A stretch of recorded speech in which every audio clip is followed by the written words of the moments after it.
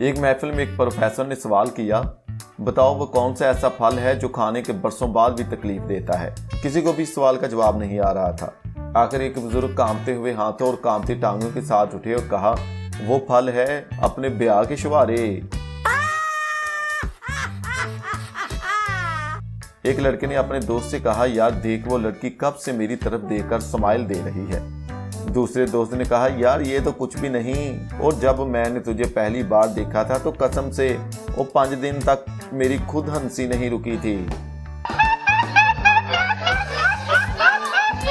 एक शौहर और बीवी में काफी देर से झगड़ा चल रहा था और बोलचाल बिल्कुल बंद थी। इतवार वाले दिन शौहर को छुट्टी थी। उसने दिन की रोशनी में एक मोमबत्ती जलाई और उसे जलाकर इधर उधर कुछ ढूंढने की एक्टिंग करने लगा। ये देखकर बीवी से रहा ना गया और उसने आकर तंग आकर पूछ ही लिया कि क्या ढूंढ रहे हो। शौहर बोला, तुम्हारी जबान ढूंढ रहा था, शुक्र है कि मिल गई।